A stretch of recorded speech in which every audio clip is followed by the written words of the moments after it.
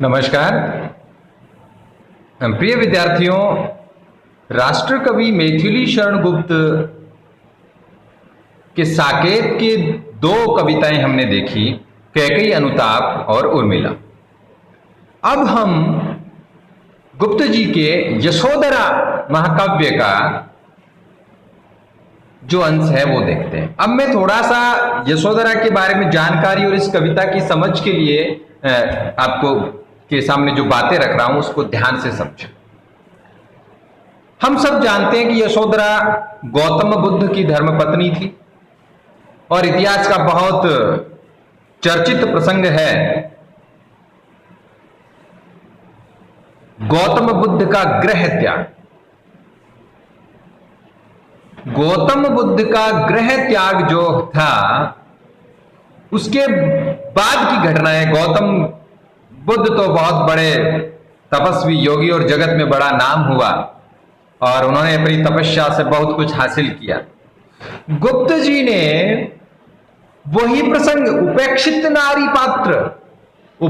नारी पात्रों की दृष्टि से यशोधरा के चरित्र को एक नई ताजगी, नए तेवर और नए कलेवर के साथ प्रस्तुत किया। देखिए, बुद्ध इतने बड़े योगी हो गए, इतने बड़े तपस्वी हो गए, इतना बड़ा नाम हो गया,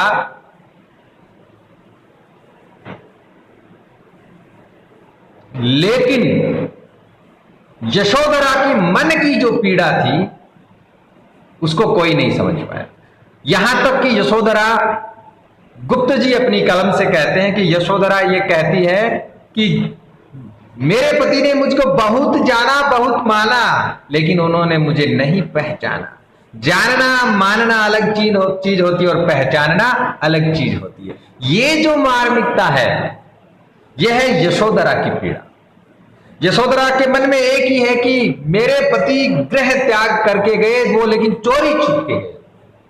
तो जगत में क्या संदेश गया? जगत में यही तो संदेश गया कि पत्नी से डर के या पत्नी को अपनी बाधा मानते थे, इसलिए उन्होंने गृह त्याग कर दिया, या फिर वो मोक्ष में, मुक्ति में अपनी पत्नी को बाधा रूप में देखते थे। एक तरह से यशोधरा ये सोचती है कि संपूर्ण जगत की स्त्रियां जो है उन सबको मेरे कारण उपालंब का सामना करना पड़ा। और उपालंब क्या था? उपालंब उलाहना यह था कि जगत में यही संदेश जाएगा कि पत्नी जो होती है, स्त्री जो होती है, मोक्ष की बाधा है। इसलिए उसकी मन की पीड़ा जो है उसको कोई नहीं जान पाया। वो तो यहां तक कहती है कि अगर पति मुझसे कह कर जाते तो मैं उन्हें कभी रोकती नहीं, अपितु खुशी खुशी आनंद आनंद स्नेह स्नेह भाव से उनको विदा कर देती। लेकिन दुर्भाग्य मेरा, दुख मेरा कि मेरे ही पति ने मुझे नहीं जाना, मुझे नहीं पहचान पाए और इसीलिए चोरी छुपके गृह त्याग कर गए। ये जो पीड़ा है यशोधरा की, वो राष्ट्रकवि मैथिली शरण गुप्त ने अपनी कविता में रखी। इस बात को समझने के लिए हमें कुछ चीजें ध्यान में रखना है। देखिए, भारतीय स्त्री का जो चरित्र जो है वो कवि ने इस मिजाज के सामने रखा है कि वो तो अपने पतियों के लिए कुछ भी करने के लिए तैयार होती है। वो कभी पथ की बाधा नहीं बनती है। यहां तक कि इतिहास गवाह है कि यहां तो पत्नियों ने अपने सर काट करके पति को अर्पित कर दिए, ताकि पति को कभी इस बात का कि कहीं युद्ध भूमि में जाकर के उनका पति किसी मोह से, माया से ग्रसित होकर के युद्ध में अपना अच्छा प्रदर्शन करने से वंचित न रह जाए।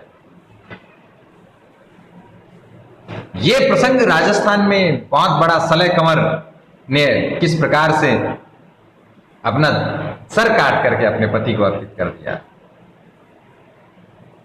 तो ये जो बातें थी ये राष्ट्रकवि मैथिली शरण गुप्त के जहन में थी और इसीलिए उन्होंने उपेक्षित नारी पात्रों के रूप में भारतीय संस्कृति का एक उदात्त रूप भी हमारे सामने रखा। इस चीज को हम जानेंगे तब यशोधरा हमें अच्छे से समझ में आएगा। और बात सिर्फ एक ही, वही सखी वो मुझसे कह कर जाती। यशोधरा के मन में एक ही भाव है कि हे सखी, हे मेरे, जो भी उससे अपने मन की बात को कहती हुई, अगर मेरा प्रियतम मुझसे कहकर जाता तो कितना अच्छा। जाना तो उनको था ही, जाने वाले तो वो थे ही, लेकिन उनके मन में यह भाव आया कि मेरी पत्नी कहीं मुझे जाने से नहीं रोक ले, यही तो मेरे दुख का कारण है। पति जाए, तपस्या करे, योग प्राप्त करे, सिद्धि प्राप्त करे, जगत में उनका नाम हो, ये तो मैं भी चाहती हूं। और मैं ये, अगर वो मुझे कहकर चले जाते कि मुझे ये यहां जाना है और ये तपस्या योग करना है, गृह त्याग करना है, तो मेरे लिए कितने गौरव की बात होती है। लेकिन दुख इस बात का भी मुझे कहकर नहीं गए, इसीलिए मेरा मन जो है वो मुझे कभी माफ नहीं कर पा रहा है। और मेरे मन में एक ही चीज सालती रहती है, मुझे पीड़ित करती रहती है कि सखी वे मुझसे कहकर जा। तो अब जब हम इस पर बात करेंगे तो हम जानेंगे कि कैसे एक स्त्री जो है अपने पति के प्रति अपना जो पत्नी व्रत का जो धर्म है, पति व्रत का जो धर्म है, उसको कैसे पालन करती है, किस प्रकार उसको आगे बढ़ाती है, और किस प्रकार भारतीय स्त्री का जो चरित्र है, भारतीय स्त्री का जो उदात्त चरित्र है, सब कुछ पति को अर्पित कर देने का भाव वो यशोधरा के माध्यम से प्रकट हुआ है। तो बाकी जब हम इसको आगे पढ़ेंगे तो उस पर चर्चा करेंगे। बहुत बहुत धन्यवाद।